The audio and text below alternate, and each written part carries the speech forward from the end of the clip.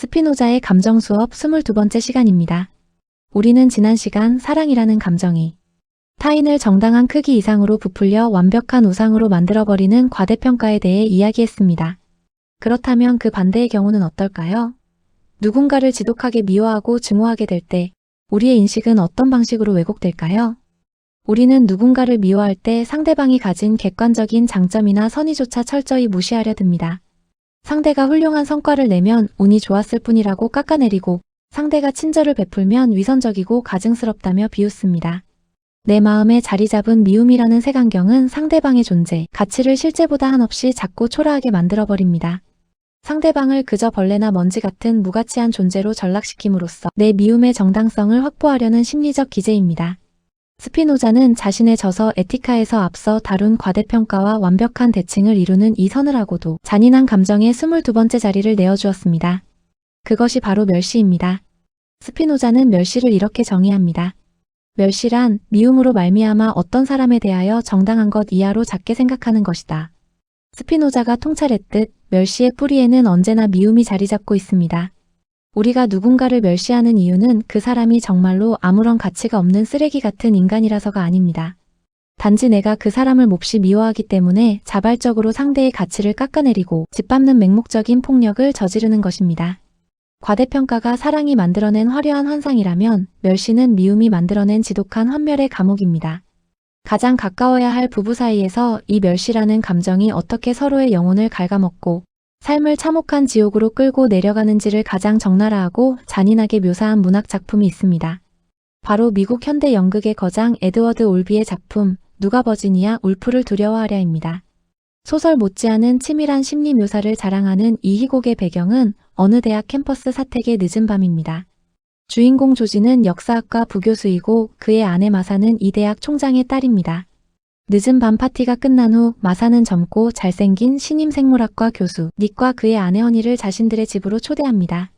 표면적으로는 지성인들의 우아한 술자리 같지만 손님들이 도착하기 전부터 조지와 마사는 서로를 향해 끔찍한 독설을 퍼붓습니다. 마사의 눈에 남편 조지는 야망도 없고 능력도 없는 끔찍한 실패자입니다.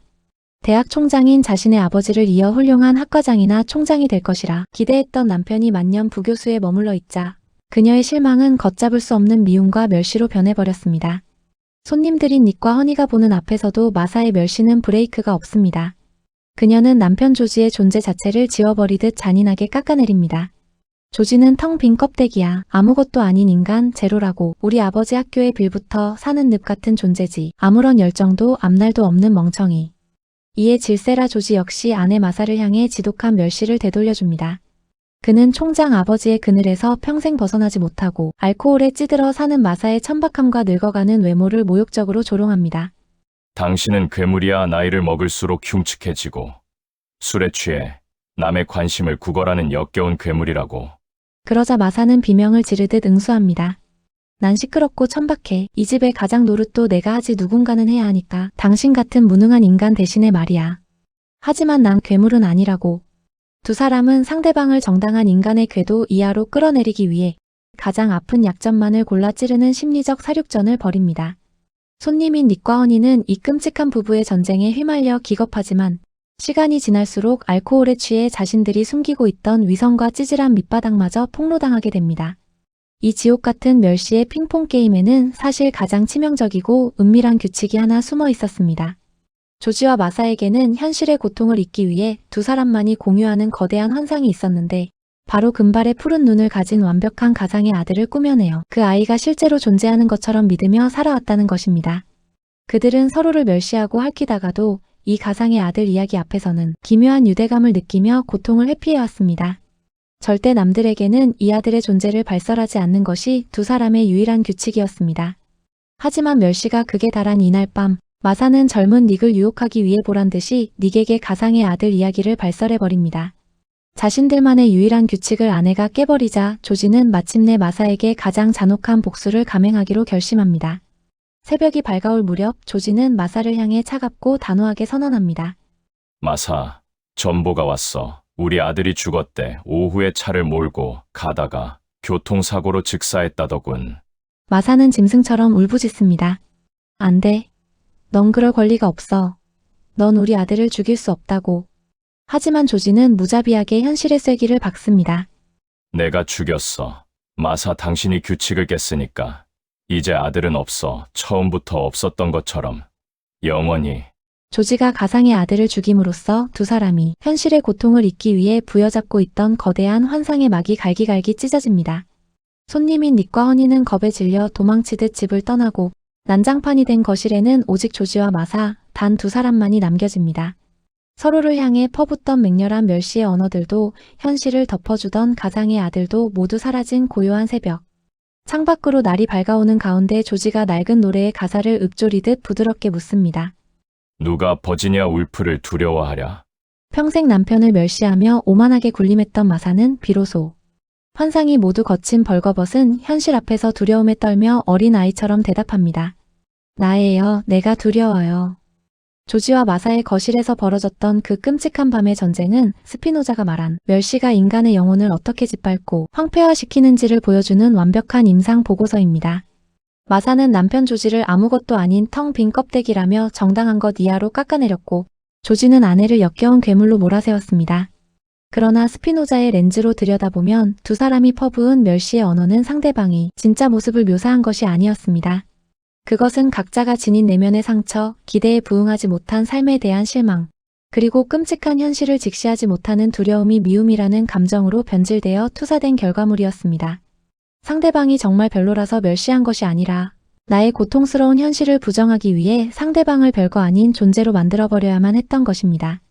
스피노자는 과대평가와 마찬가지로 멸시라는 감정 역시 이성의 눈을 멀게 하는 수동적인 감정이라고 보았습니다. 상대를 멸시하는데 온 에너지를 쏟는 동안 인간은 결코 진실을 마주할 수 없기 때문입니다.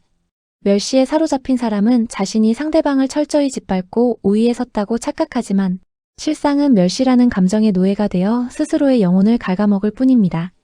조지와 마사가 서로를 잔인하게 멸시하면 할수록 그들의 삶이 점점 더 빠져나올 수 없는 늪으로 가라앉았던 것처럼 말입니다. 그렇다면 우리는 어떻게 이 지독한 멸시의 굴레에서 벗어날 수 있을까요? 스피노자는 오직 이성을 통해 더 쉬워진 환상을 걷어내고 사물과 사람을 있는 그대로 직시할 때만이 수동적인 감정에서 해방될 수 있다고 역설했습니다. 조지가 가상의 아들을 죽여버린 마지막 장면은 잔인해 보이지만 스피노자적 관점에서는 오히려 구원을 향한 위대한 첫걸음입니다. 상대를 향해 나를 세우던 멸시의 무기도 현실의 고통을 덮어주던 거짓된 환상도 모두 파괴된 그 참혹한 폐허 위에서 비로소 두 사람은 껍데기가 아닌 서로의 민낯을 마주하게 됩니다. 내가 두려워요라고 고백하는 마사의 마지막 대사는 멸시라는 거만하고 폭력적인 갑옷을 마침내 벗어던지고 자신의 연약하고 초라한 진짜 현실의 모습을 인정하게 된 뼈아픈 각성의 순간입니다. 우리는 종종 누군가를 멸시함으로써 내 삶의 가치를 증명하려 하는 유혹에 빠집니다. 타인을 깎아내려 내가 조금 더 나은 사람이라고 자위하고 싶을 때 그것은 사실 상대방의 문제가 아니라 내 안의 두려움과 미움이 보내는 적색 경보입니다. 누군가를 향해 이유 없는 경멸과 멸시의 마음이 솟구칠 때 거울을 보듯 내 안의 상처와 두려움을 먼저 들여다볼 수 있기를 바랍니다. 허상으로 쌓아 올린 멸시의 갑옷을 벗어던지고 타인과 나 자신의 초라한 한계마저 있는 그대로 긍정하고 껴안을 수 있을 때 우리는 비로소 진짜 현실을 살아갈 기쁨의 용기를 얻게 될 것입니다. 오늘 스피노자의 감정 수업을 마칩니다. 지금까지 함께 해주셔서 감사합니다.